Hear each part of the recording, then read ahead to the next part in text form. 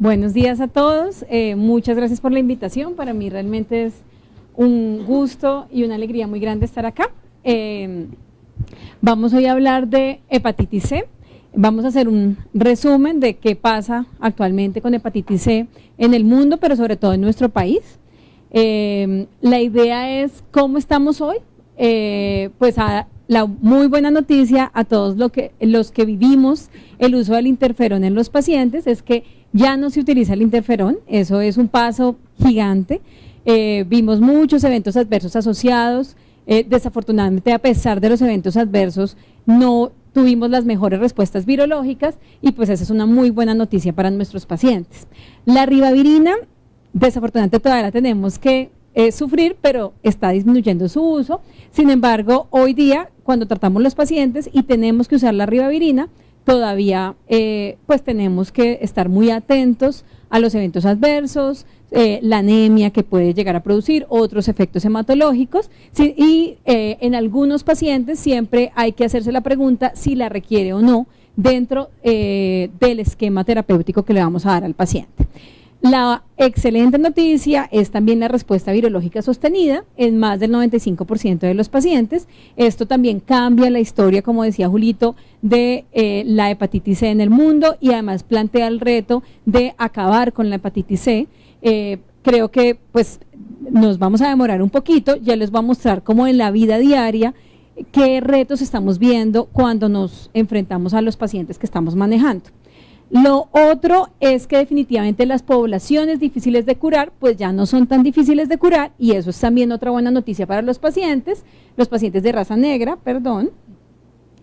los pacientes coinfectados con VIH, casi que se manejan similar a los pacientes que no tienen la coinfección, y eso es muy útil. El genotipo 3, digamos que lo podemos tratar, pero hoy por hoy, antes nos preocupaba mucho el genotipo 1, nos preocupaba mucho menos el 2 y el 3, pero ahora el 3 se está volviendo el más preocupante. La buena noticia es que, como ustedes saben, lo que más tenemos en Colombia es genotipo 1B, entonces pues eso hace que no haya una población tan importante con este genotipo. Falla renal y trasplante renal tienen muy buenas opciones, trasplante hepático también tenemos muy buenas opciones con pocas interacciones con los medicamentos. Los pacientes cirróticos tienen tasas de respuesta virológica sostenida muy similares a los pacientes no cirróticos, y esto también es muy importante. Nosotros en la experiencia que tenemos ahorita en una corte chiquita, pero se les va a mostrar al final, como de 100 pacientes, de todas maneras el 25 a 30% sí son cirróticos, y la edad avanzada pues tampoco disminuye las tasas de respuesta virológica sostenida. ¿Qué problemas vienen?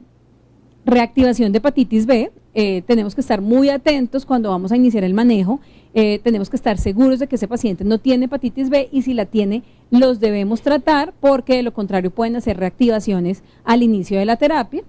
Recurrencia de carcinoma hepatocelular, esto hay que cuantificarlo mejor, después de los antirretrovirales de acción directa, y este punto pues que creo que es interesante, como lo decía Lina, en el tema de la adherencia. Estos esquemas van a ser cortos, pero ese esquema corto hace que definitivamente los pacientes tengan que tomarse el medicamento muy bien para que logren los objetivos y para que logren las metas de tratamiento y de eficacia que se han planteado en los estudios clínicos. Entonces, cuando uno lo pasa a la vida real, pues aquí empieza a tener retos, a pesar de que el país ha hecho un planteamiento, digamos que bien exigente, con las EPS y las IPS para el manejo de los pacientes, ya lo vamos a mirar. Y el otro reto grande es el de reinfección. Y como también les voy a mostrar más adelante, estamos muy acostumbrados a ver hepatitis C en los pacientes de riesgo tradicional, con transfusiones, pero estamos empezando a ver un importante aumento de hepatitis C en pacientes que son hombres que tienen sexo con hombre, y estamos viendo una transmisión sexual que no estábamos acostumbrados a manejar previamente. Entonces allí creo que tenemos un reto para poder desaparecer realmente la hepatitis C. Costo y acceso, pues otra buena noticia, son muchas, es que está muy mejorado, ha mejorado muchísimo en nuestro país. Es una realidad que tenemos acceso a los medicamentos. El gobierno ha hecho una apuesta muy interesante, y nosotros como médicos tenemos que sumarnos a esa apuesta para ser muy responsables con el uso de estos medicamentos, utilizarlos de la mejor manera y que lleguen a las personas que los requieren. Los datos de epidemiología en nuestro país de hepatitis C son complicados en cuanto a que hay muchas fuentes de información, pero las fuentes de información no son concordantes. ¿Eso qué quiere decir? Pues que tenemos sesgos en cada una de esas fuentes de información. Por ejemplo, mientras anualmente en Civigila se están notificando 220 casos, hay 545 pacientes recobrados por manejo de hepatitis C y se estima una prevalencia por bancos de sangre del 0.85 al 0.79. Entonces no es concordante, creo que todavía nos falta tener unos datos a los que les creamos más, y yo creo que el ejercicio en este momento que se está haciendo, que todo paciente con hepatitis C al que se le da tratamiento, que entre otras pues todos son candidatos a tratamiento, deben ser notificados obligatoriamente como es desde antes, pero digamos que las autoridades están más atentas a esto y adicionalmente se tienen que reportar en la cuenta de alto costo. Al hacer un reporte de la cuenta de alto costo, pues ya cuando nos entreguen el primer boletín de la cuenta de alto costo, pues vamos a conocer un poquito esa situación en el país, a pesar pues de que hay publicaciones, pero como les digo, todas no coinciden. Hay 7.161 personas atendidas entre 2009 y 2015 y en 2017 se dieron 1.225 tratamientos para el manejo de hepatitis C. Hay una guía de práctica clínica, la guía de práctica clínica está muy bien, sin embargo en la parte de tratamiento está desactualizada. Ya el IETS hace un llamado y ya está organizando, ya tiene presupuesto para actualizar esta guía de práctica clínica, y yo esperamos que a final de este año la guía de práctica clínica ya esté con el tratamiento actualizado. Sin embargo, sigue siendo muy útil en el tema de diagnóstico, de evaluar la fibrosis del paciente y evaluar otro tipo de riesgos del paciente como alcoholismo. La guía sigue siendo muy útil. Este documento también a los que no lo conozcan, pues se los recomiendo porque está muy bien escrito, es muy sencillo, es una vía clínica. Recuerden la diferencia entre guía de práctica y vía clínica. Aquí se revisa todo basado en la evidencia, mientras que la vía clínica sale de lo recomendado en la guía de práctica, pero te pone las cosas en el mundo real. Entonces hace los flujogramas, qué hago primero, qué hago después, cómo tomo decisiones. Entonces es una herramienta bien útil para el día a día. Entonces esta es la vía clínica publicada en marzo del año pasado. Y gran parte de lo que vamos a hablar hoy pues se basa en esa vía, más una miradita a lo que pasa afuera y a los medicamentos que van a venir. La atención de los pacientes, entonces el país hizo una compra centralizada de medicamentos en septiembre, desde el año pasado, pero llegaron al país en septiembre o llegaron a las EPS en septiembre. Los dos medicamentos que se compraron fueron sofosbuvir-leipasvir y sofosbuvir-daclatasvir. ¿Por qué se decidió estos medicamentos? Pues porque tienen alta eficacia y porque se hizo una compra a la Organización Panamericana de la Salud. Los productores de estos medicamentos hicieron una reducción muy importante de sus costos, 100 veces, o sea, es bien importante, y el gobierno llamó a la Asociación Colombiana de Infectología, llamó a la Asociación Colombiana de Patología, a la Asociación Colombiana de Gastroenterología, se asesoró, pidió el visto bueno para si estos medicamentos realmente ayudaban a la población y trataban a la mayoría de la población, y pues digamos que con todos esos puntos que se miraron varios medicamentos, se miraron los costos, se miraron la efectividad, se habló con la sociedad científica, con las sociedades científicas y se llegó pues a esta conclusión. Realmente son medicamentos bien efectivos y son muy seguros. Lo segundo que cambia en la atención es que se cambia un poco el enfoque a que debe ser un grupo integral, igual que hacemos en VIH. Entonces, está bien que el paciente tenga su médico internista, su gastroenterólogo, hepatólogo, su infectólogo que lo trate, pero debe estar integrado en un grupo con una enfermera que esté pendiente del paciente, con una trabajadora social, y tiene que estar trabajando de la mano con la dispensación del medicamento y con un químico farmacéutico que esté atento a que esa dispensación se haga de la manera más adecuada. Cuenta de alto costo, envío mensual y bueno, un tema que fue muy discutido, que algunos no estuvimos muy de acuerdo, pero es el que se decidió y que seguramente también tiene muchas ventajas, que es la entrega supervisada. Entonces lo que exigen nuestros lineamientos del ministerio es que al paciente se le debe entregar diariamente el medicamento y se debe hacer una entrega observada, directa, similar a como se hace en tuberculosis. Esto es bien interesante cuando uno lo baja a la realidad, pues no todos los pacientes No es tan fácil a todos los pacientes hacerle este tipo de entregas, pero con el tiempo el ministerio también escuchó y pues digamos que esta es la recomendación, pero se pueden hacer excepciones. Lo importante es que ese paciente tenga una mirada de los 360 grados y que si uno no se lo va a entregar diario, sino semanal o con otra modalidad, pues esté evaluado y se asegure que realmente el paciente no vaya a suspender el tratamiento. En el diagnóstico, pues realmente el diagnóstico no ha cambiado mucho, pero de todas maneras recordemos la historia natural. Hepatitis C aguda, más o menos se resuelve la hepatitis C aguda espontáneamente en un 15 a 40% de las personas. El resto van a ser una infección crónica, que es pues tener los anticuerpos positivos más de 6 meses, similar a la definición para hepatitis B crónica. De este grupo, el 10 a 15% pueden hacer cirrosis, y de los que hacen cirrosis, el 25% pueden hacer carcinoma hepatocelular, falla hepática, y en conclusión, de todos los que hacen hepatitis C, 2 a 4% pueden terminar en carcinoma hepatocelular. Esta es una causa importante de trasplante hepático en nuestro medio y en el mundo, y por supuesto que esto hace que estas personas se vean beneficiadas de recibir tratamiento. ¿A quién le debemos realizar búsqueda de hepatitis C? Pacientes que tengan intervenciones médicas o dentales bajo prácticas médicas debajo de los estándares.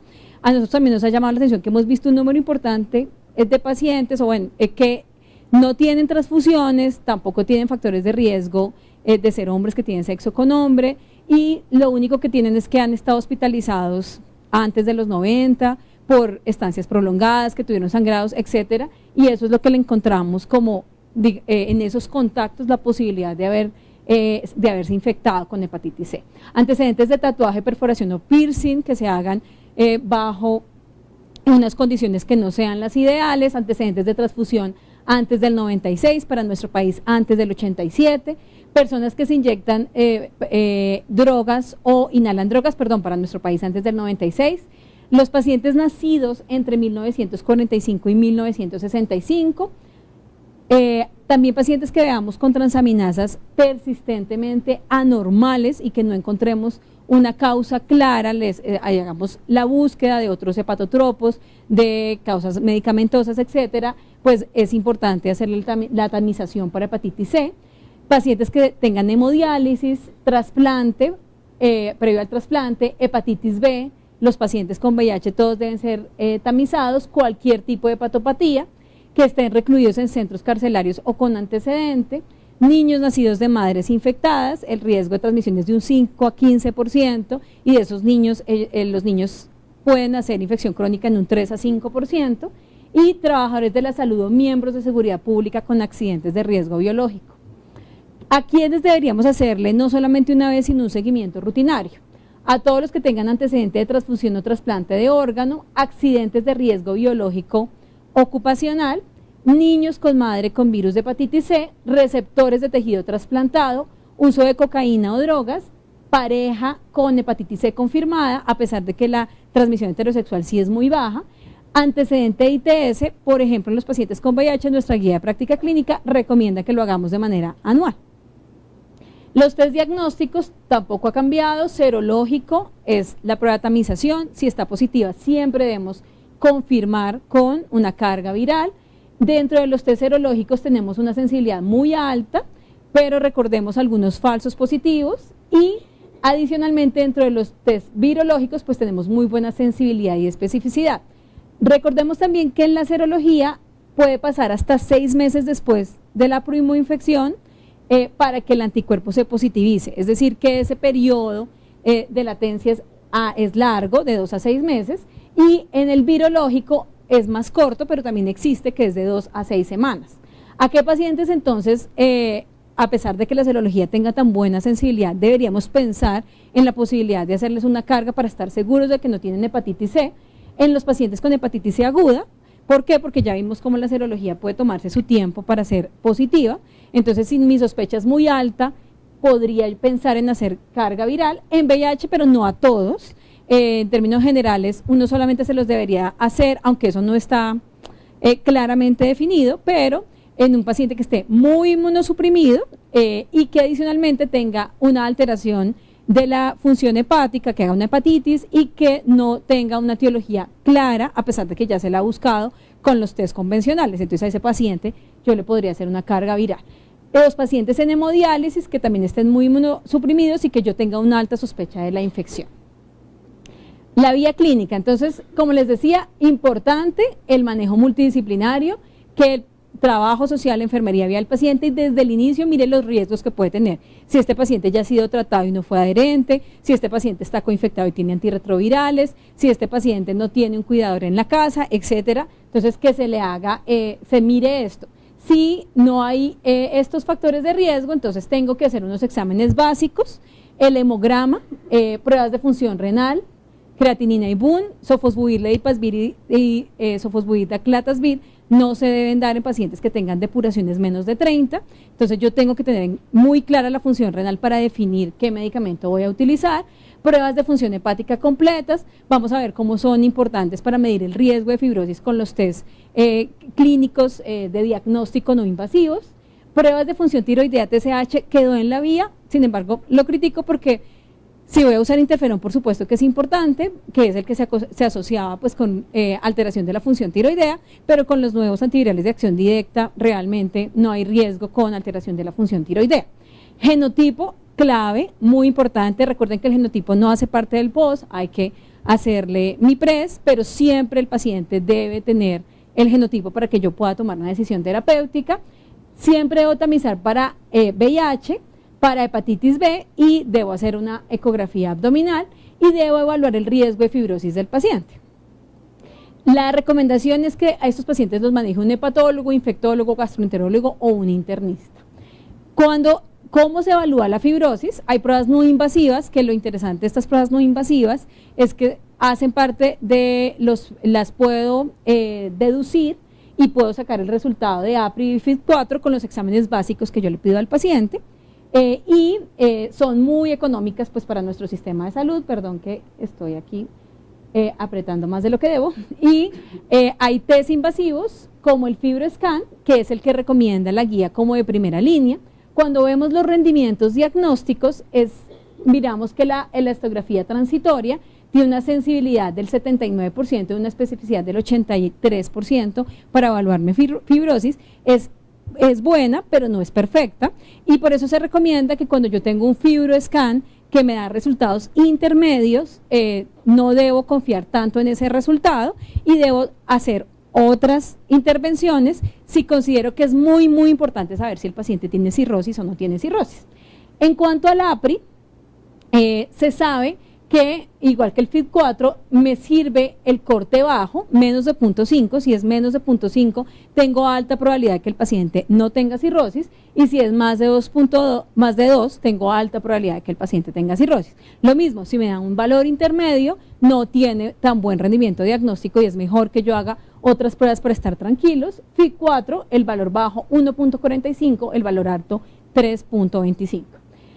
Otra buena noticia es que cada vez necesitamos menos biopsias hepáticas, es un procedimiento costoso, es un procedimiento doloroso y puede tener complicaciones. ¿Cuándo se debería hacer? Cuando yo tengo un puntaje intermedio de APRI o de FibroScan y saber si el paciente tiene cirrosis o no tiene cirrosis me cambia el tratamiento. ¿A qué quiero llegar? Hay pacientes, por ejemplo, pacientes nuevos, con cirrosis o sin cirrosis, que el tratamiento es igual si el genotipo es 1B. Entonces, ¿para qué lo voy a llevar a una biopsia hepática si el tratamiento no me va a cambiar? Entonces, solo si me va a cambiar el tratamiento, ahí sí lo llevo a una biopsia hepática. Otras es si yo quiero hacer otros diagnósticos de enfermedad hepática, si tengo un paciente inmunosuprimido con alteración de la función hepática, yo quiero saber y necesito saber si tiene otras posibles comorbilidades o coinfecciones, o en niños que también quiero mirar diagnósticos diferenciales con niveles de ALT persistentemente altos o alteraciones ecográficas. Para pasar ya a los esquemas de tratamiento, entonces, aquí vemos las proteínas más importantes de hepatitis C. Recordemos que los que inhiben las proteínas no estructurales 3, 4A son los inhibidores de proteasa, que allí también tuvimos una segunda fase con Boceprevir, Telaprevir, que ya también pasaron a la historia, que en nuestro país tenemos Paritaprevir, Ritonavir, Onvitasvir, que se da con Dazabuvir, este medicamento es un medicamento excelente, desafortunadamente no entró a la compra centralizada porque no se llegó como al acuerdo en el tema de costos, pero lo tenemos disponible, es la tercera línea de tratamiento, no es la primera o segunda por esa razón.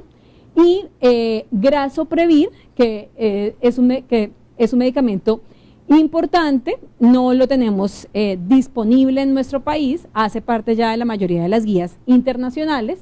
Simeprevir sí lo tenemos, pero ya hoy por hoy deberíamos utilizarlo menos porque tenemos mejores opciones. Voxilaprevir, que viene como una herramienta bien interesante para los pacientes multiresistentes y que tengan una historia de uso de medicamentos ya con estos antivirales de acción directa que no respondan, entonces va a ser, digamos que una terapia que nos puede ayudar a rescatar a los pacientes. Glecaprevir, estos dos están, hasta el año pasado fueron aprobados por FDA. Dentro de los inhibidores no estructurales está el 5A, aquí están los inhibidores del complejo de replicación, son medicamentos muy potentes, son bien interesantes. El problema es que tanto los inhibidores de proteasa como los inhibidores no estructurales 5A no tienen una alta barrera genética y se pueden afectar por mutaciones de resistencia. Entonces, aquí dentro de los inhibidores de proteasa pueden haber resistencias cruzadas y yo tengo que tener mucho cuidado cuando voy a cambiar de un inhibidor de proteasa a otro. Y dentro de los no estructurales 5A también están varias mutaciones que pueden existir sin que el paciente haya estado en contacto con los medicamentos. Las más importantes son la 28, 30, 31, 32 y 93, y de esas la Y93H es la que más nos tiene que preocupar porque se asocia hasta 100 veces mayor posibilidad de fracaso en el paciente. La buena noticia es que afecta más a los pacientes con genotipo 1A, son más frecuentes en el genotipo 1B, pero afecta más a los pacientes con genotipo 1A. De ahí también tendremos que aprender más, y cuando tengamos pacientes que nos empiecen a fracasar, ya pues tenemos que estar pidiendo genotipos. Los genotipos se piden específicamente a lo que yo quiero mirar, entonces yo pido genotipo de proteasa o genotipo no estructural 5A para mirar esas mutaciones de resistencia, y ya en el mundo, no en Colombia, pero ya en el mundo hay algunas recomendaciones para hacer la genotipificación a la no estructural 5A de entrada para tomar la decisión. Por ejemplo, si yo voy a usar el Vasbir Grasoprevir, que ojalá llegue pronto al país porque hay pacientes que lo están necesitando, si voy a tratar a un paciente con genotipo 1A cirrótico, debo hacer mutaciones, debo hacer de entrada la genotipificación. Están luego los inhibidores de polimerasa no estructural 5B, que pueden ser nucleótidos o no nucleótidos, igual que en VIH. Muy importante el no estructural 5B nucleótido, aquí está el Sofosbuvir. ¿Por qué? Porque es un medicamento que actúa sobre esta proteína, que es muy estable y que tiene pocas mutaciones en el tiempo. Entonces, este medicamento sí tiene una alta barrera y va a ser un soporte importante para el tratamiento de los pacientes. No estructural 5B, inhibidores no nucleótidos, está el Dazabuvir, que sí tiene menos barrera a la resistencia. Cuando yo voy a decidir el tratamiento, debo ver genotipo, debo mirar, muy importante, igual que en VIH, qué ha usado previamente el paciente, cuántos meses lo usó, qué pasó, respondió, no respondió, qué eventos adversos tuvo, y si también tuvo antivirales de acción directa. Esto tiene que quedar muy claro en la historia clínica, si está cirrótico o no, qué comorbilidades tiene, porque a pesar de que se manejan muy similar, pues sí van a haber cambios en el tratamiento, o tengo que tener más cuidado con las interacciones sobre todo. Y si el paciente tiene alta ingesta de alcohol, pues es bueno utilizar el instrumento ASSIST y hacer las intervenciones que se requieran para evitar, digamos, que mayor deterioro de la función hepática del paciente. Siempre mirar pues todos los medicamentos que está recibiendo. En nuestro país la primera línea para genotipo 1A y 1B es Leipasvir Sofosbuvir por 12 semanas, 84 dosis, y la segunda línea pues podría también usarse Leipasvir Sofosbuvir o Daclatasvir Sofosbuvir. Y como tercera línea, cuando estos dos de la compra centralizada no se puedan usar, entonces ahí sí utilizamos la tercera línea. Onvitasvir, Paritaprevir, Ritonavir y Dazabuvir, se debe adicionar ribavirina si el paciente tiene genotipo 1A, si tiene genotipo 1B no es necesario. Este esquema también se da en experimentados o no, si ya tienen uso previo de interferón, de ribavirina, incluso inhibidores de proteasa, se puede utilizar este esquema porque este esquema no tiene inhibidores de proteasa dentro de los medicamentos que usamos. En el mundo es Sofosbuvir Velpatasvir la primera línea porque tiene algunas tasas un poco más altas, pero sobre todo también podría asociarse a menos resistencia. Sin embargo, esta primera terapia que usamos en nuestro país sigue siendo altamente efectiva y en los estudios el seguimiento muestra 95-98% de respuesta en los pacientes. El Vasbir-Gasopevir también está dentro de las primeras líneas en el mundo. Si el paciente tiene cirrosis compensada, entonces si es nuevo el tratamiento es igual para la Leipasvir-Sofosbuvir. Si uso Aclatasvir-Sofosbuvir le debo adicionar ribavirina, y si es experimentado interferón ribavirina, sí deben ir los tratamientos asociados a ribavirina. Para el genotipo 2 y 3, Daclatasvir-Sofosbuvir es el que se debe utilizar para nuestro país. Sin cirrosis va a 12 semanas, con cirrosis 16 semanas, y en el genotipo 3, Daclatasvir-Sofosbuvir y con ribavirina, pero no 16, sino 24 semanas. Para pacientes con el genotipo 4 a 6 que se han vuelto más frecuentes, nosotros los estamos viendo mucho en los pacientes con VIH, la mayoría son genotipo 4, y aquí hubo un brote que lo empezamos a ver hace 2 años y cada vez estamos viendo más pacientes infectados. Entonces, sin cirrosis, Leipasvir-Sofosbuvir 12 semanas, segunda línea, Onvitasvir, Paratrabevir, Ritonavir, ribavirina, y Leipasvir-Sofosbuvir más ribavirina si el paciente tiene cirrosis compensada. En el mundo también Leipasvir-Sofosbuvir es la primera línea hoy día en esos pacientes, o Sofosbuvir-Velpatasvir, que también tiene actividad. Siempre que se inicie tratamiento, el paciente debe firmar un consentimiento informado. Aquí están los efectos adversos que uno se los explica al paciente, mucho menos frecuentes que las terapias previas, pero sí hay que decirles que con el medicamento pueden hacer algo de insomnio, cefalea, malestar general, algo de náusea. Los hemos visto, pero pues no tienen ni comparación con lo que manejábamos previamente con el interferón. La vigilancia, entonces si yo uso solo los antivirales de acción directa, debo repetir la carga viral a la semana 4 y luego debo repetir a la semana 12, y a la semana 4 debo repetir cuadro hemático, función renal, función hepática completa de los pacientes. Para hablar de respuesta virológica sostenida, tiene que haber una carga viral 12 semanas después de finalizar el tratamiento que también esté negativa. Por último, ya les había introducido lo de la resistencia. Entonces, ¿cuáles clases de medicamentos tienen mayor riesgo? Los inhibidores de proteasa, los inhibidores no estructurales 5A y 5B no nucleótidos. Barrera, resistencia a IP inhibidores no estructurales 5A es mayor para el genotipo 1B, y probablemente tener 15%, que yo tenga esa mutación en más de un 15% de la población viral estudiada, hace que esa mutación sea significativa y que pueda alterar la respuesta del paciente. En VIH y hepatitis C no me voy a demorar tanto porque sé que ya estoy. Entonces, ¿qué es importante? Yo voy a pasar algunas más bien rápido. Las interacciones, ¿sí? Entonces, si yo voy a usar Leipasvir-Sofosbuvir, tengo que tener cuidado con la función renal, y si el paciente tiene tenofovir, idealmente no debería usar esa terapia si hay depuración menos de 60, y si tiene tenofovir intricitabina más un inhibidor de proteasa con ritonavir, también tiene mayor riesgo de disfunción renal. Entonces debo vigilar la función renal del paciente de manera cercana.